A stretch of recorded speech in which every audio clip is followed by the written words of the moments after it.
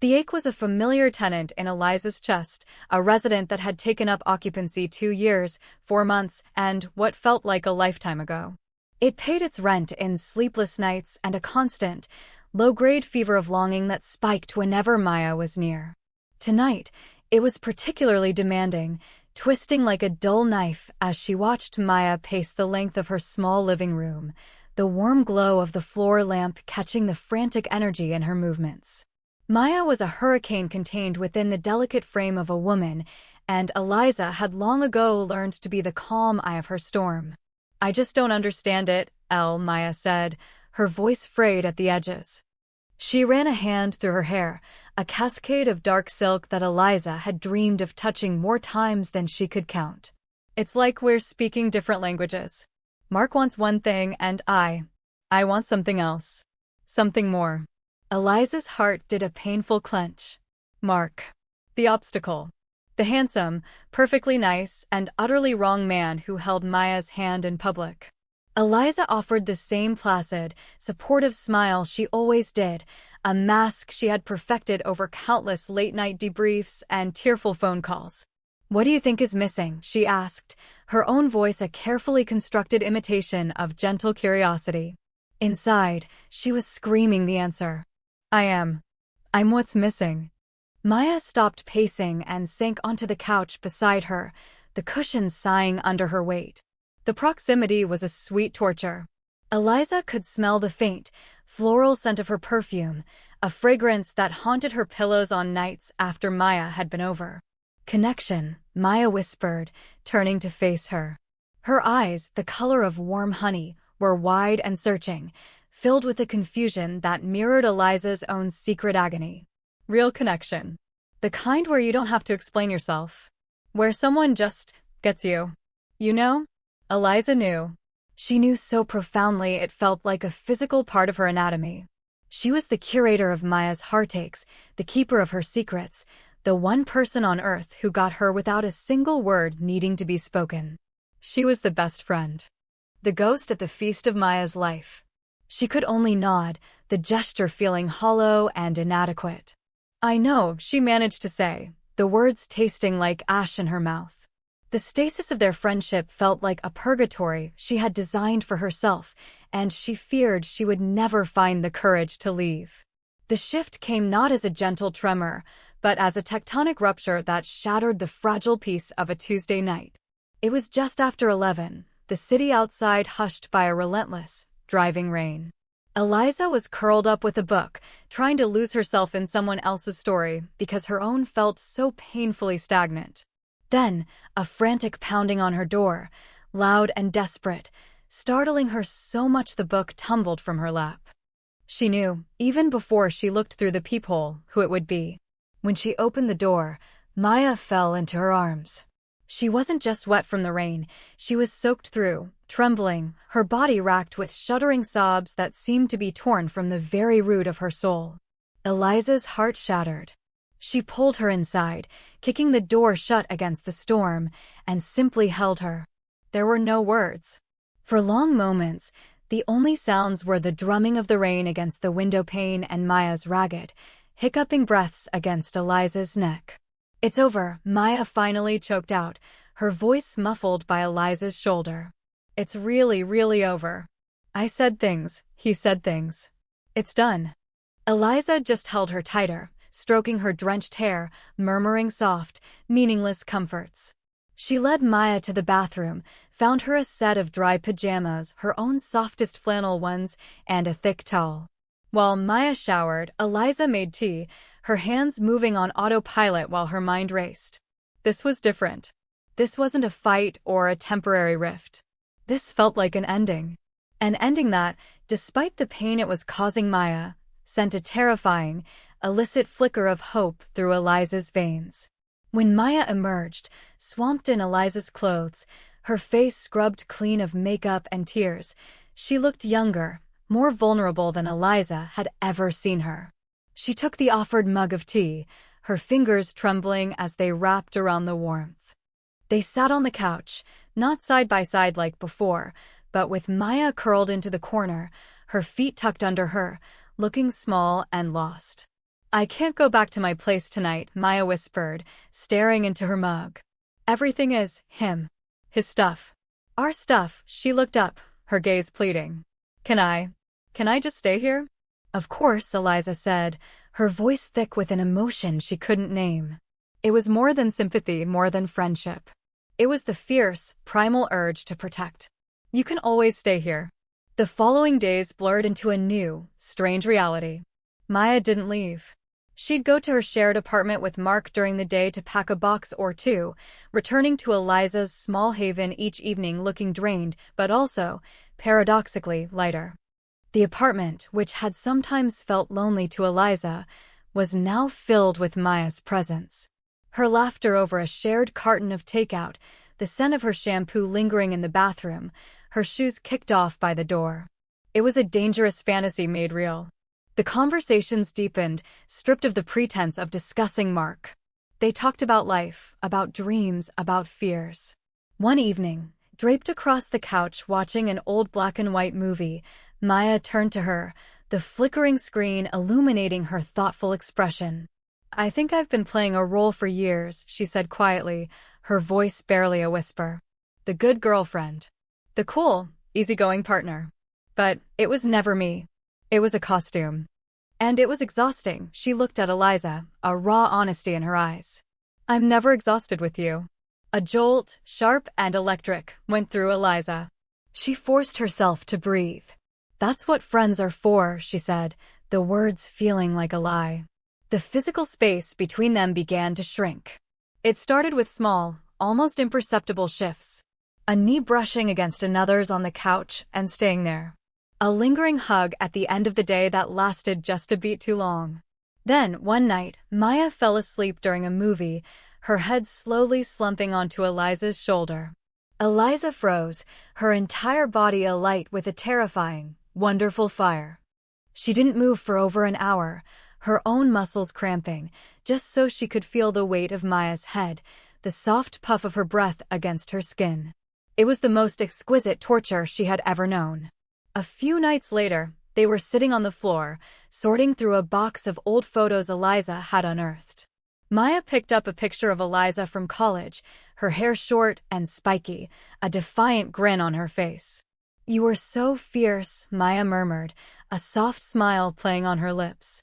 She reached out, her fingers gently brushing a strand of hair from Eliza's forehead. The touch was featherlight, but it landed on Eliza's skin like a brand. Every nerve ending screamed. Time seemed to slow, to thicken. Maya's hand lingered for a moment, her thumb stroking Eliza's temple in a slow, hypnotic rhythm. Then Maya's gaze, which had been on Eliza's eyes, dropped. It fell to her lips. It was only for a second, a fleeting, almost imperceptible glance, but for Eliza, the world tilted on its axis. She saw it. The flicker of curiosity. The hint of a question. The entire atmosphere in the room changed, crackling with a sudden, unspoken tension that was both terrifying and intoxicating. Maya pulled her hand back as if burned, a faint blush creeping up her neck. She cleared her throat and quickly picked up another photograph, her movements suddenly jerky and uncertain.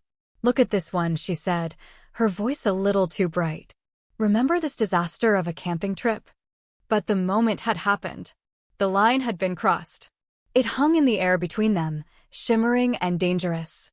A question had been asked without a single word, and Eliza's traitorous heart had already screamed its answer into the silence. The quiet ache she had lived with for so long was no longer quiet.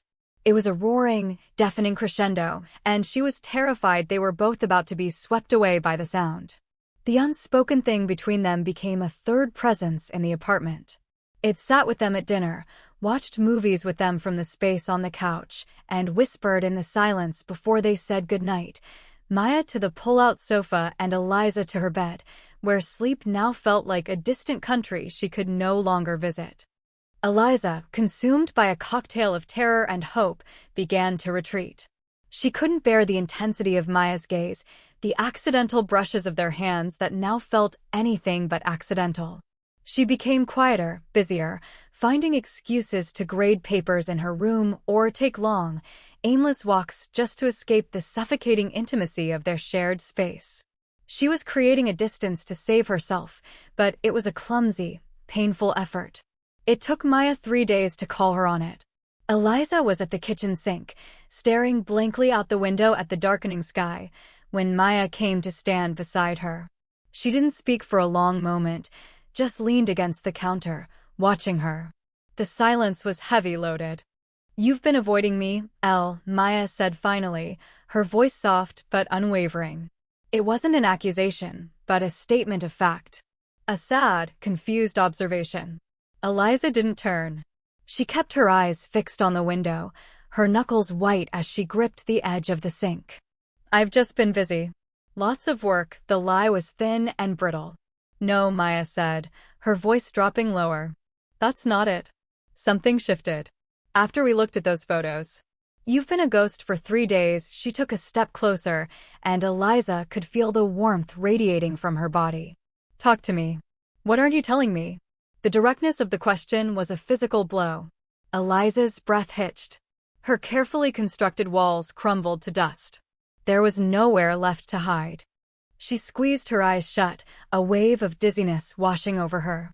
The silence stretched, filled with every unspoken word from the past 2 years. When Eliza still didn't answer, Maya's voice became a trembling whisper. Is it me?" That was it. That was the question that finally broke her. Eliza turned from the sink, her expression a ruin of suppressed emotion. Tears she hadn't even realized were forming welled in her eyes. She saw her own pain reflected in Maya's face, mingled with a dawning, fearful understanding. Oh, Maya breathed, a world of realization in that single sound. She took another step, closing the small gap between them. Her hand came up, not to touch, but to hover in the space near Eliza's cheek. "Eliza." Maya's own eyes were shining now. "I don't know what's happening to me," she confessed, her voice thick with a vulnerability that Eliza had never heard from her before. "All I know is that for the past 2 weeks, being here with you, it's the first time I felt like I could actually breathe. Like I wasn't performing. And when I think about going back out there, trying to date someone, some other guy, my whole body just rejects it. It feels wrong. It feels empty." Her gaze dropped to Eliza's lips again, but this time it wasn't fleeting. It stayed there, full of a raw, undisguised longing. "I've been thinking about what it would be like to kiss you," Maya whispered, the words hanging in the air like a sacred, terrifying prayer. Her eyes lifted back to Eliza's, pleading for something. For permission. For understanding. "I think about it all the time." The ache in Eliza's chest wasn't an ache anymore. It was a supernova, exploding outward, obliterating every fear, every carefully constructed defense. All that was left was the truth, raw and blinding. Hope, terrifying and beautiful, surged through her. "Maya." Eliza's voice was barely audible, a ragged whisper of a name she had held in her heart for so long. Maya's expression softened, but her eyes were filled with a frantic confusion, a fear of what she was unleashing. She took a tiny, hesitant step back, as if startled by her own confession. "We could just try," she said, the words rushed, desperate. "Just to see. No one would have to know."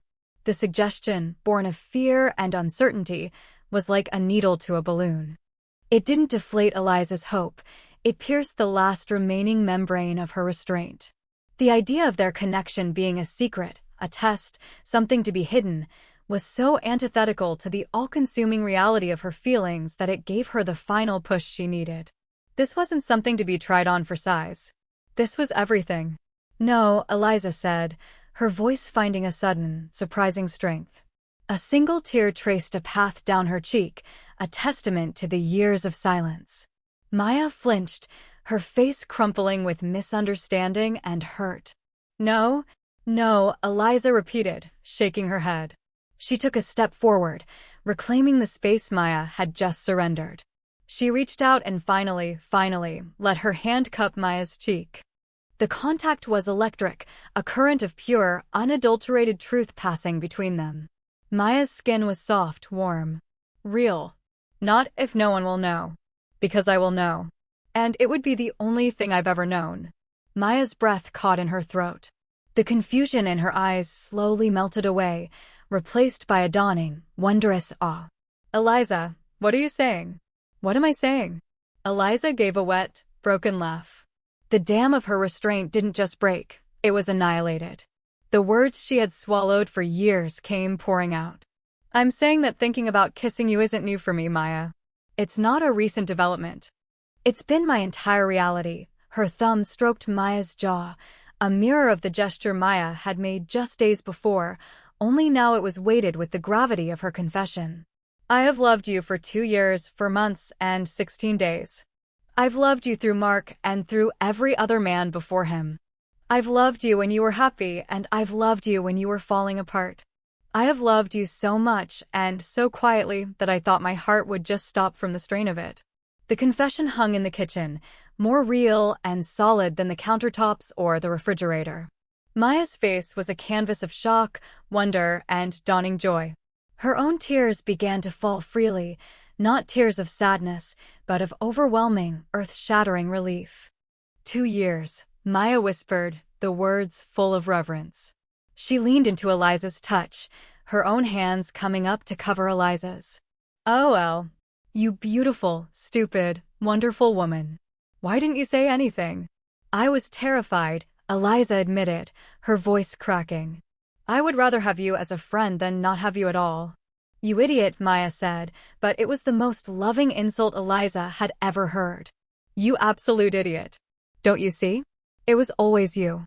It was always you. Her eyes searched Eliza's, her next words a question and a plea all in one. Can I? Eliza didn't need to ask what she meant. She just nodded, her throat too tight for words. The kiss was not the desperate, frantic thing Eliza might have imagined. It was a gentle, hesitant press of lips against lips, a soft question. It was tentative, full of awe and disbelief, as if they were both touching a miracle. For a breathtaking second, that was all it was. A confirmation. You are real. This is real. Then, Maya made a soft sound, a sigh of pure contentment, and the kiss deepened. It was a slow, deliberate melting, a surrender. The years of longing, of unspoken words, of carefully maintained distance, dissolved in that single, profound connection. Eliza's arms, which had been frozen at her sides, wound their way around Maya's waist, pulling her flush against her body. Maya's hands slid from Eliza's jaw to tangle in her hair, holding her, anchoring her. It was a kiss of homecoming. It tasted of salt from their tears and the sweet, familiar flavor of tea and something else, something elemental and new, the taste of rightness.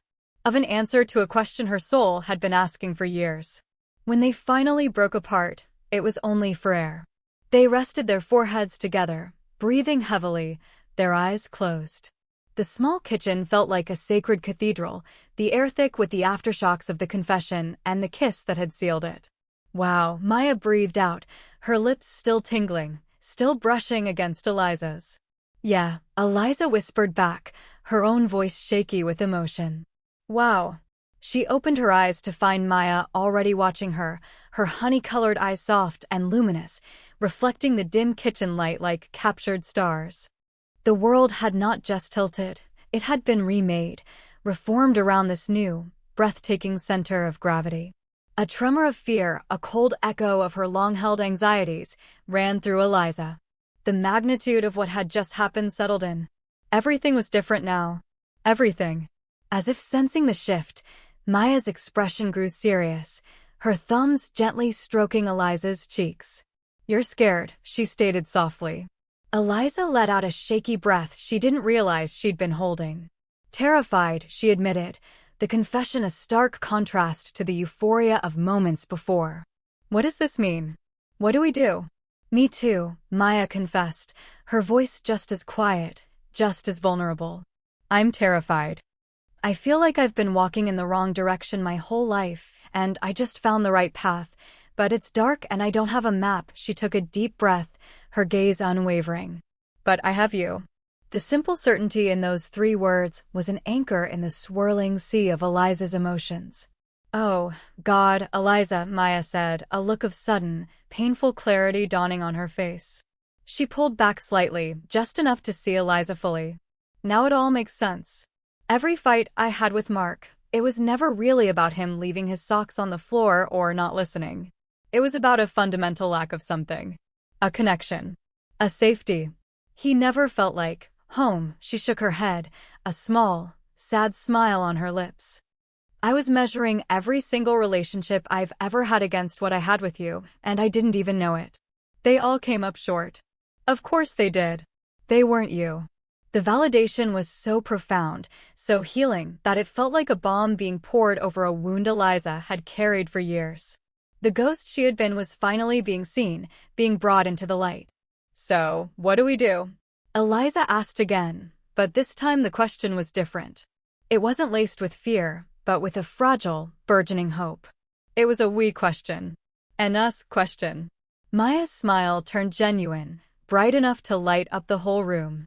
She leaned in and pressed a soft, sure kiss to Eliza's lips, a promise this time, not a question. We figure it out, she whispered against her mouth. One day at a time. Together. Is that okay? Eliza nodded, a real, true smile finally reaching her own eyes. That's more than okay. 3 weeks later, the morning light streamed into the kitchen, painting golden stripes across the hardwood floor. The air smelled of freshly brewed coffee and something warm and sweet baking in the oven. It was a Saturday. A lazy, perfect Saturday. Eliza stood at the counter, pouring coffee into 2 mugs, her own chipped blue one, and the cheerful yellow one that had become Maya's. A pair of arms slipped around her waist from behind, and a soft cheek pressed against her shoulder blade. Morning, Maya murmured, her voice warm and husky with sleep. Eliza leaned back into the embrace, a feeling of profound peace settling over her. This had become their rhythm. A natural, easy cadence of shared mornings and quiet evenings, of tangled limbs in her bed and soft kisses stolen in the kitchen. The pull-out sofa had been folded up and pushed against the wall on the second night and had not been opened since. Morning, Eliza replied, turning her head to kiss Maya's temple. I made scones. You're trying to make me fall even more in love with you, aren't you? Maya teased, her arms tightening around Eliza's waist. Is it working? Completely and utterly. The situation with Mark had been resolved with a single, awkward encounter when he'd come to retrieve the last of his things from the apartment he and Maya had once shared. Maya had faced it with a calm resolve that Eliza admired, handing him the last box with a quiet, I wish you well, Mark. There had been no drama, no shouting. Just the quiet, final closing of a door. Maya had come back to Eliza's apartment, their apartment, now, and had simply melted into her arms, whispering, I'm home. Now, watching the steam rise from their coffee mugs, Eliza felt the last vestiges of the old ache finally, completely recede. It was replaced by a warmth that spread through her entire being, a steady and constant hum of contentment. The years of quiet longing had not been a punishment, she realized, but a long, winding path that had led her exactly where she was always meant to be. Maya turned her around in her arms, her honey-gold eyes sparkling with a love so open and clear it still sometimes took Eliza's breath away. What are you thinking about? She asked softly. Eliza smiled, a genuine, unburdened smile that reached every corner of her soul. She brought a hand up to cup Maya's face, her thumb tracing the curve of her jaw. I was just thinking, she said, her voice full of a quiet, unshakable certainty that I'm exactly where I need to be. Maya's answering smile was brilliant. Then we're both exactly where we need to be. She leaned in for a kiss, slow and deep and full of the promise of 1,000 more mornings just like this one. In that moment, Eliza understood that love wasn't always a straightforward path.